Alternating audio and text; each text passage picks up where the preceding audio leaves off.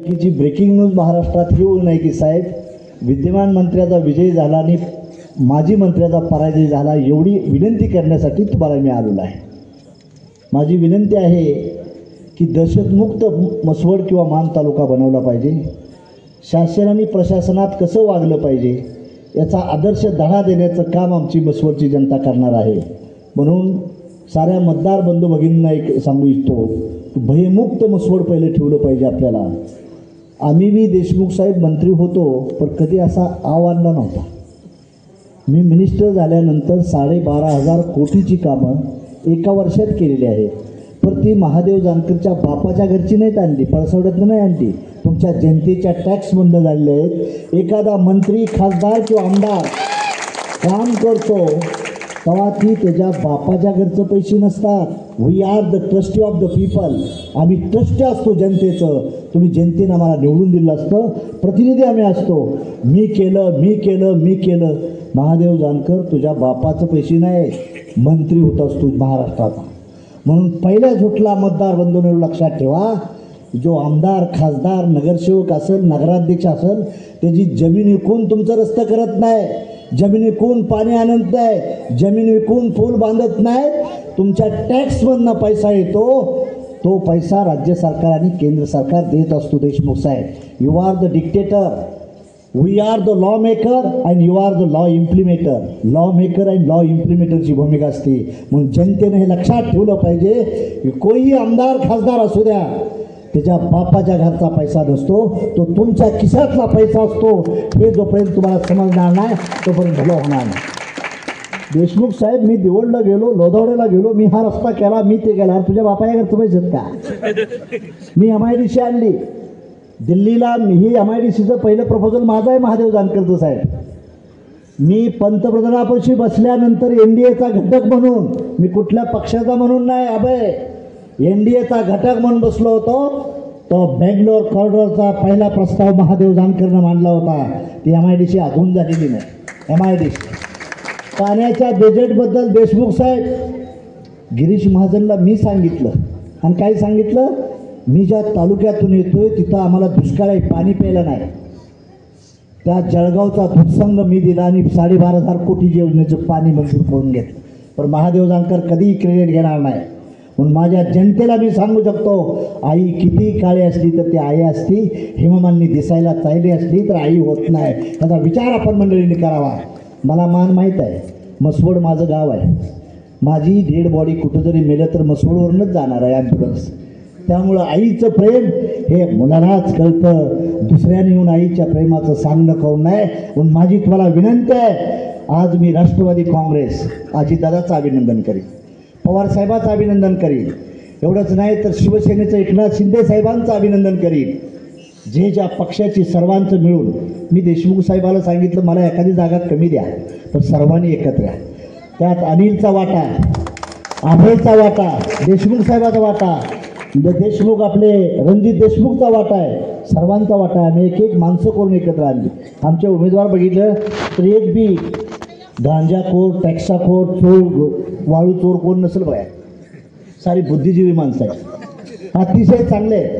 राजघराण्याला एक प्रतिष्ठा आहे, ह्या राजानं राज्य केलेलं आहे. त्या राजघराण्याबद्दल देखील आपण देखील बोलणं हे आपण बरोबर नाही. आपलीच उंची आपण खरी घालवतोय, आपली कुवत काय, आपण काय केलं पाहिजे याचं चिंतन आणि मनन करावं. अरे मिनिस्टरी येती जाती, मिनिस्ट्री जास्त काय नाही. मी बी एक दिवस मिनिस्टर होतो आणि भावी मिनिस्टर म्हणून देखील तुमच्याकडे येणार आहे. तुम्ही काळजी करू नका. त्यातला गर्व आणि बाज बरोबर नाही. म्हणून माझी तुम्हाला विनंती आहे, तुम्ही घाबरू नका. जशास तसं उत्तर देण्यासाठी महादेव जानकर सक्षम आहे. ती फॉर टॅटला आम्ही तयार असतो. तुम्ही तिकडून आला तर आम्ही मोकळं जाणार नाही साहेब. आम्ही मुळात म्हणजे शांत बुद्धीची माणसं आहे. डोक्यावर बर्फ, तोंडात साखर, पायात भिंगरी हे आमच्या यशाचं उद्दिष्ट आहे. पण तुम्ही आम्हाला दगड मारायचा प्रयत्न केला तर जाऊन पाणीसुद्धा पिऊन देणार नाही. त्याचं नाव महादेव जानकर आहे. नागाच्या औलाद आहे, पाणी पिऊन देणार नाही. तुम्ही चांगल्या मार्गाने चला, आम्ही स्वागत करू. पण तुम्ही धमकावायची भाषा केली, धमकीला उत्तर धमकीनं दिलं जाईल, हेच मला ह्यातून सांगायचं आहे. म्हणून घाबरू नका, तुम्ही सत्य ह्यानं चाला. टीका टिप्पणी आम्ही कधीच करणार नाही, आम्हाला ते जमत बी नाही.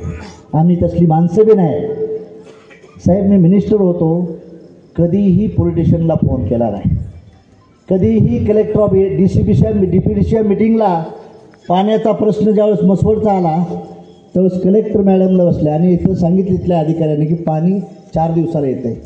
तर मला एका आमच्या कार्यकर्त्यानं सांगितलं की इथं 15 दिवसाला पाणी येते. म्हणले ह्या मॅडम ह्याला सस्पेंड करा आता लगेच 10 मिनिटात. त्या DPDCला मला वाटतं किशोर तो आजचील बसायचा, मला माहीत आहे आम्हाला प्रशासन कसं चालवायचं ते. त्यामुळं माझी तुम्हाला विनंती आहे, तुम्ही घाबरून जाऊ नका. मी आज मसाई वाडी केली, मासाळवाडी केली, तुम्हाला सांगतो उराकुंडी वस्ती केली,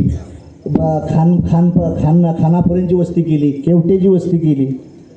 लोक 100% देशमुख साहेब तुमच्यावर आहेत. होतं तपकून काय साहेब बाहेर ये नको बाहेर ये नको. अरे म्हणलं काय मी एकटाच फिरतोय की म्हणून रात्री एकटाच, माझ्यावर काय नाही एकटाच फिरतोय. ह्या लोकांना दहशतीत टाकण्याचं काम इथलं केलं आहे आणि पहिल्या झोटला हे मला मोडायचं आहे. उद्यापासून आता मलाही महाराष्ट्रात दौरायचं आहे, पण तरी शेवटच्या 2 रात्र पट्ट्या बुलेट घेऊनच येत आहेत, काय काळजी करू नका. थांबवतच नाही, मी इथंच आहे. एखादी महाराष्ट्रातली माझी नगरपालिका गेली तरी चालेल, मी ठरवलं आहे. आणि मी एवढं लक्ष देऊन का सांगतो, मी अजूनपर्यंत लक्ष दिलं नव्हतं. 10 वर्ष देशमुख साहेब तुम्हालाच मतदान दिलं आहे. आई शपथ सांगतोय, मतदान तुम्हालाच दिलं आहे. उमेदवार उभा केला नाही, पण तो दुर्दैव तुम्ही 2000 गेला. आणि कविताताई माझ्यावर एवढी रागाला झाली की म्हणजे मला आमदारकी नगरपालिकेची शिक्षा संधी करू की तुला, तू काय काळजी करतेस, देश ताब्यात आहे, राज्य आपल्या ताब्यात आहे. त्यामुळं झटकीनं त्या मानेताईला तू निवडून आणण्याचा प्रयत्न कर. तुला पुरा देखील आम्ही चांगली संधी द्यायचा प्रयत्न करू. तुझा सारा राग माझ्यावरच आहे. तर असं न करता सर्वांना मी सांगू इच्छितो आणि मसवडकरांना सांगतो की मसवडचं नेतृत्व आपलं द्यायचा प्रयत्न करा. जातीपातीचं राजकारण करू नका. छत्रपती शिवाजी राजाच्या काळात सर्व समाजाची लोकं होती. महात्मा फुलेनं देखील समतेचं आणि शेतकऱ्याचं असून लिहिलं ते सर्व जनतेसाठी लिहिलं होतं. बाबासाहेबांनं घटना नुसती दलितासाठी लिहिलेली होती, ते या देशातल्या ब्राह्मणापासून सर्व समाजासाठी बाबासाहेबांनी लिहिलं होतं. म्हणून माझी आपल्याला विनंती आहे, मतदान नुसतं आपल्या उमेदवारापुरतं न होता अध्यक्षापासून पॅनल टू पॅनल मतदान करा, हीच मी नम्र विनंती आपल्यासाठी करण्यासाठी आलो आहे. का आमचा नगराध्यक्ष आपला असेल, नगरसेवक आपला असेल तर आम्हाला विकास करता येईल. ते म्हणतात की पैशाचं काळजी करू नका. आम्ही सत्तेत आस्वागर नसो, आम्ही चाललो तर प्रशासन धावतील एवढी लायकी महादेवजांकडनं तयार केली. तुम्ही काळजी करू नका. आणि अजितदादाला सांगू, एकनाथ शिंदेला सांगू, ऐकते की थोडं तरी हां, एवढं काय नाही. आणि NGO टाटा, बिर्ला, अंबानी त्यांच्या बाजूने असेल, टाटा तर आम्ही घेऊ की आमच्या बाजूने. टाटाच्या NGOमधूनही पैसा देता येतो या बाजू विकास करायला. त्यामुळे तुम्ही काही काळजी करू नका की आमचं डबल इंजिनचं सरकार आहे म्हणून सांगतात. त्यांचं डबल इंजिन सरकार, आम्ही त्या सरकारमध्ये होतो, आम्हाला माहीत आहे काय आहे त्यांचं, किती चालतं कुठं काय होतं ती चांगलं आम्हाला माहीत आहे. त्यामुळं फार पूर्ण सत्ता आहे असं काय ह्याच्यात ह्याची काय भानगडीत पडू नका. आणि तुम्हा मंडळीला माझी विनंती आहे की हे आमचं पॅनल टू पॅनल आहे. ह्या सर्व राजमाने पॅनल टोटल आमचं सिद्धनाथाच्या नावानं जी आघाडी केली आहे त्या आघाडीच्या मतदानाला तुम्ही मतदान द्यावं आणि विजय करावं. तुमच्या विकासासाठी आम्ही कटिबद्ध असतो. आम्ही सर्व मंडळी, नेते मंडळी एवढा विश्वास देतो आणि आपली जागा येतो. जय हिंद, जय भारत. जसं प्रशासक आलं आणि त्याच्यापूर्वी काय कामं झाली आणि आत्ता काय झाली याच्याबद्दल अनेक चर्चा सर्व लोकांबरोबर करता आली. प्रामुख्याने मला सगळ्यांनी सांगितलं की काँग्रेस, राष्ट्रवादी काँग्रेस आणि सेनेच्या काळामध्ये सगळ्यांना आठवत असेल की नदीवरचा जो पूल आहे तो आदरणीय विजयदादांच्या माध्यमातून त्यावेळेस झाला. नाहीतर मसवडच्या त्या भागातल्या लोकांना, मला ज्यांनी अनुभव घेतला आणि जसं कविताताई म्हणल्या की अलीकडची जी जेन झी आहे ज्यांना माहीतच नाही आहे की पूर्वी वरची जी मसवडच्या भागातली माणसं होती, गावात कशासाठी यायचं म्हणलं, पुरुष मंडळी येत होती कशी, तर सगळ्यात जास्त त्रास कोणी सहन केला असेल तर त्या भागातल्या महिलांनी सहन केलेला. या अंगावरची साडी घेऊन यायची आणि वरनं अजून एक घेऊन यायची आणि परत जाताना ती बदलून जायची. एवढे हाल सहन केलेले. हे कोणी दिलं? काँग्रेस, राष्ट्रवादीने दिलं. माळशिरसवरून आमच्या इस्लामपूरमधून पाणी पुरवठा योजना आहे. कुणी दिली? ज्यावेळेस रवींद्र माने साहेब सेनेचे मंत्री होते, आदरणीय मोठे दादा, या सगळ्यांनी मागणी केल्यानंतर मग विजयदादांनी मागणी केली, यातल्या सेनेच्या पदाधिकाऱ्यांनी मागणी केली, तेव्हा इथं पाणी सुरू झालं. आज ते पाणी कमी पडतं. अहिल्यादेवी होळकरांचा बगीचा असेल, कुणी केला? काँग्रेसच्या काळातच झाला, राष्ट्रवादीच्याच काळात झाला. गेले 10 वर्ष झालं भारतीय जनता पार्टीचं सरकार या राज्यामध्ये आहे. अपवाद 1-2 वर्षाचा जर सोडला तर ह्यांनी सत्ता गाजवली. काय दिलं? ती स्टँडसुद्धा अजून 3-4 वर्ष लागली असते, पुढच्या विधानसभेलाच पूर्ण झालं असतं. जेव्हा मियान देशमुख साहेबांनी पाठपुरावा सुरू केला तेव्हा ती धडपड करून पूर्ण केलं.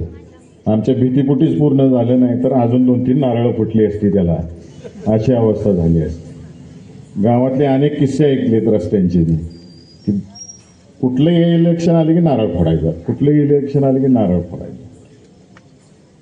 मसवडकरांना विनंती आहे की डॉक्टर बाबासाहेब आंबेडकरांनी एक पवित्र मत द्यायचा अधिकार आपल्याला दिलेला आहे. स्वतःला विकू नका, कोणी विकून घेऊ नका. यांनी तुमच्या जीवावर कमवले, भरपूर घ्या, परंतु दहशतमुक्त. प्रशासनाची दहशत आणि गुंडागर्दीची दहशत जर संपवायची असेल तर आपल्या पवित्र मताचा योग्य उपयोग करा. खऱ्या अर्थाने विकास करायचा असेल, मी आत्ताच सांगितलं कोणाकोणाच्या काळात विकास झाला, त्याच्यानंतर काही एक वीटसुद्धा रचली गेली का मसवडमध्ये, हा सुद्धा अभ्यास करणं सुज्ञ नागरिकांनी गरजेचं आहे. सुसंस्कृत मसवड आहे.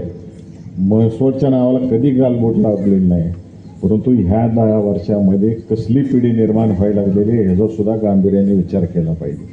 आणि सगळ्यात मोठं काम कोण करू शकतो तर तुम्ही माता भगिनी करू शकता. सुरक्षित मसवड पाहिजे असेल, सुसंस्कृत मसवड पाहिजे असेल, चांगली पिढी घडावी वाटत असेल, आपली पोरं वाईट वळणाला नाही लागली पाहिजेत असं वाटत असेल तर तुम्हाला ह्या पॅनलला निवडून द्यायला लागेल, ह्या सगळ्यांना निवडून द्यायला लागेल. नाही तर तुमची पोरं आयुष्यभर व्यसनी होतील, मुलींना उद्या घराच्या बाहेर पडणं अवघड होईल, अशी परिस्थिती निर्माण होईल. अशा पिढ्या निर्माण करण्याचं काम हे विद्यमान लोक करत आहेत. तर दहशतीच्या बाहेर पडायचं असेल तर त्या पवित्र मताचा योग्य उपयोग आपण सगळ्यांनी करावा. आणि माझी कळकळीची विनंती आहे, सुसंस्कृत मसवडसाठी तुम्ही सगळ्यांनी मनावरती घ्या. गनिमी सुद्धा शिवाजी महाराजांनी राज्य उभं केलं, त्याच पद्धतीनं तुम्ही सगळ्यांनी आदरणीय महादेव जानकर साहेबांच्या मार्गदर्शनाखाली पॅनल उभं केलं, त्याच पद्धतीनं मसवडवरती सिद्धनाथ विकास पॅनलचा झेंडा लावावा आणि पूर्णचे पॅनल निवडून आणण्याच्या दृष्टिकोनातून सगळ्या कार्यकर्त्यांनी अहोरात्र प्रयत्न करावेत. जिथं जिथं आमची मदत लागेल निश्चितच आम्ही तुमच्या सगळ्यांच्या मागं उभा राहू अशी ग्वाही या ठिकाणी देतो. अधिक बोलत नाही कारण मला अकलूजला सभा करायची आहे आणि मी सर्वांची क्षमा मागून सर्वच उमेदवारांना शुभेच्छा देतो. तुम्ही मनापासून सगळ्यांनी प्रचार करा. निश्चितच सिद्धनाथ देव आपल्याला सगळ्यांना आशीर्वाद देणार आहेत आणि आपलंच पॅनल निवडून येणार आहे. लोकांनी ठरवून टाकलेलं आहे, कारण लोक कंटाळलेले आहेत सगळ्या गोष्टीला. आणि एक सुसंस्कृत मसवड निर्माण करण्यासाठी तुम्हाला सगळ्यांना निवडून देणार आहेत. पुन्हा एकदा आपल्याला शुभेच्छा देतो आणि यात्रेच्या शुभेच्छा देऊन आपल्या सर्वांची रजा घेतो. जय हिंद. गणपतीला नवस केलाय, या मातीचं ऋण फेडायचं. आमच्या पुढे 3 विकासाचे मुद्दे आहेत. आम्हाला सुरक्षितता वसवडमध्ये ठेवायची आहे. सगळ्यात जुनी असलेली नगरपालिका, पण पेठेमधून जात असताना माणसाला वाटतं की मला इथं सुरक्षित राहता येईल का नाही. आया बहिणीला तिथून जाताना भय वाटतं. हे भय कायमचं मोडून काढायचं आहे. त्यांना सुरक्षित आम्हाला बसवड करायचं, स्वाभिमानी बसवड करायचं आहे. आम्ही गरीब असू, सर्वसामान्य असू, सर्वसामान्यातले उमेदवार आहेत, पण हे सर्वसामान्याचे उमेदवार इथल्या मातीशी जुळले गेलेले आहेत आणि म्हणून ते विजयी होणार आहेत. आणि आम्हाला पायाभूत सुविधा, आमच्या हक्काच्या सुविधा आम्हाला हव्या. तुम्ही आश्वासनाचा पाऊस पाडताय त्यावेळेला, आम्हाला प्यायचं पाणी मागायसाठी तुमच्या पुढे हात पसरायची गरज आहे? राज्यमंत्री रवींद्र माने साहेबांनी 20 वर्षापूर्वी या ठिकाणी पाणी योजना आणली. त्यानंतर 20 वर्ष गेल्या 15 वर्षात का सुचलं नाही तुम्हाला पाणी द्यायचं? 24/7ची आता घोषणा करताय. इतके वर्ष काय झोपला होता का? वर्षानुवर्षी तर बाजार भरतोय. मोठं शहर आहे.